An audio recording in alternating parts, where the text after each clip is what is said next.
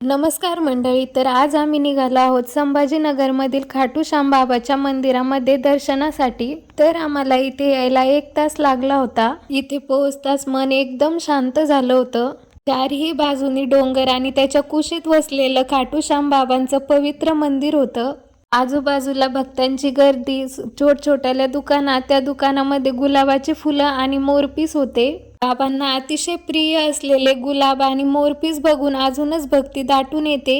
तर आम्ही आत्ताच पोहोचलो इथं. आता इथं भरपूर दुकान आहे, मोरपीस आणि गुलाबाच्या फुलाचेच दुकान आहे सगळीकडे. त्याचंच महत्व आहे ना. हो. मग आता ते घ्यायला चाललो आम्ही. खूप छान वातावरण इथं, एकदम मोकळं. सगळीकडे डोंगर आहे आणि मध्ये स्पेस आहे आणि मंदिर आहे. हो.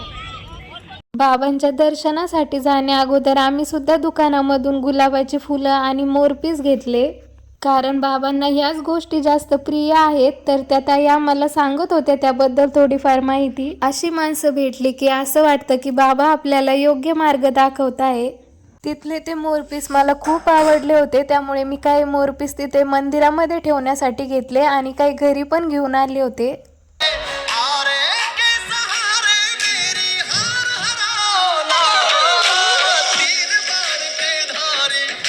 झाले की नाही फोटो नाही याचं काढतीये. चल प्रिशू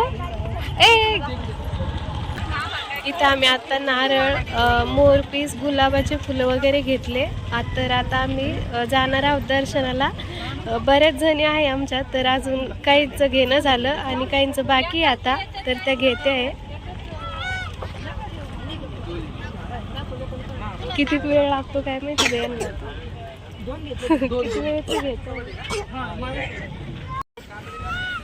फुगायचं नाहीये बाळीद, फुगायचं नाहीये.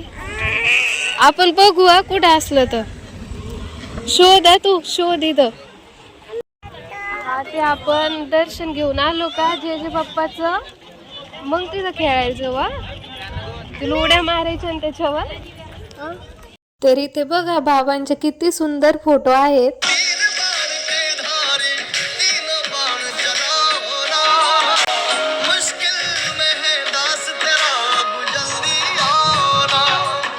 असं म्हणतात की खाटू श्याम बाबाच्या चौकटवरती जो भक्त श्रद्धेने पाऊल ठेवतो, त्याच्या नशिबात नसलेली गोष्ट सुद्धा बाबांच्या कृपेने त्याला मिळते, असं वरदान खाटू श्याम बाबांना दिलेलं आहे. तर आता आमच्या सगळ्यांचं सगळं काही घेऊन झालं होतं, तर आता आम्ही मंदिराकडे चाललो होतो दर्शन घेण्यासाठी.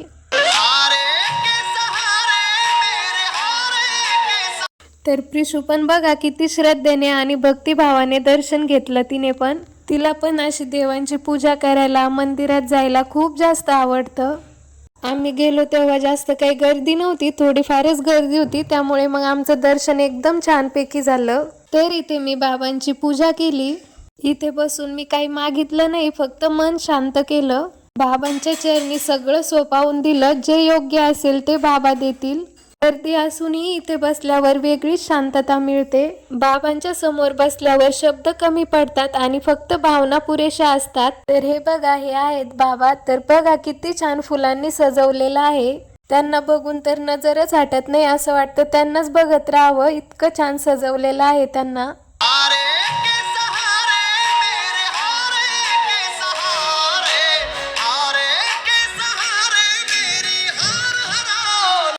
एकदम छान आमचं दर्शन झालं आणि आम्ही काही फोटोज पण काढले इथं. आणि आता इथं बाहेर बसतो थोडं. खूप छान वातावरण इथं. दर्शन घेऊन आल्यानंतर मंदिराच्या बाहेर जो स्पेस आहे थोडासा, तिथे सगळे भक्त येऊन बसतात. इथं बसल्यावर पण खूप छान वाटतं. खाटू श्याम बाबांचं मंदिर राजस्थानमध्ये आहे आणि आता हे नवीनच संभाजीनगरमध्ये आलं. दिवाळीच्या दुसऱ्या दिवशीपासून हे मंदिर चालू केलं, तर आतापर्यंत लाखो भक्त तिथून दर्शन घेऊन गेले असतील. हे छोटेसं मंदिर आहे सध्या पुरतं आणि साईडला खूप मोठ्या मंदिराचं काम सुद्धा चालू आहे. तर थोड्याच दिवसामध्ये ते मंदिर पण पूर्ण होईल. विश्व इथे एकदम छान खेळत होती, तिला खूप मजा वाटत होती, तर आम्ही बराच वेळ तिथं थांबलो होतो. फायनली आलो. वहिनीने आणि मी खूप साऱ्या रील्समध्ये, व्हिडिओजमध्ये बघितलं होतं. तर आता खूप भारी वाटतं इथे बसून दर्शन करून.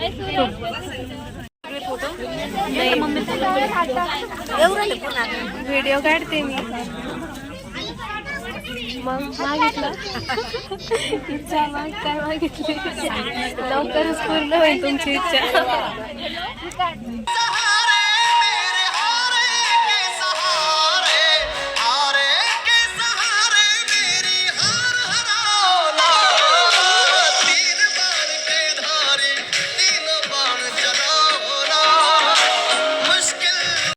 एकदम छान दर्शन वगैरे झालं आमचं इथं आणि आम्ही बऱ्याच वेळ इथं मंदिरामध्ये बसलो. एवढं सुंदर वातावरण आहे की इथून उठवच वाटत नव्हतं. आणि आता आम्ही चाललो थोडं बाहेर. इथं आम्ही डब्बा वगैरे आणलेला आहे घरून. तर आता बघू इथं कुठे जागा भेटते जेवायला. तर भूक लागली का? घरून खूप आम्ही गडबडीमध्ये निघलो होतो ना, त्यामुळे मग आम्ही सोबत डब्बे पण आणले. तुम्हाला घेऊ का व्हिडिओ मध्ये? जय श्री कृष्ण. बच्चों के मन ना कामना पूरी हो जाए आशीर्वाद. राधे राधे.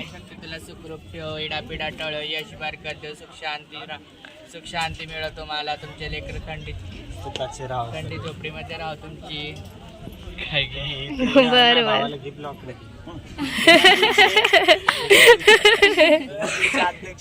हो का?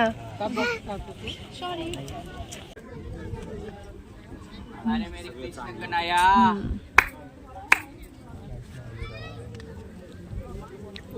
काय नाही तुझं? हिला आशीर्वाद द्या चांगला.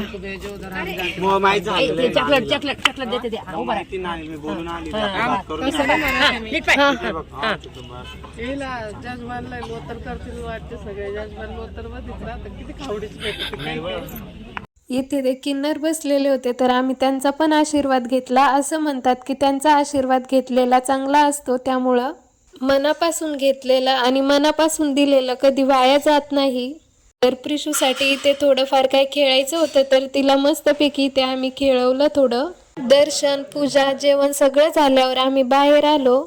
मन भरलेलं, पोट पण भरलेलं आणि मग सगळ्यांनी मिळून थोडीशी पाणीपुरी खाल्ली. प्रवासातला हा छोटासा आनंदाचा क्षण होता.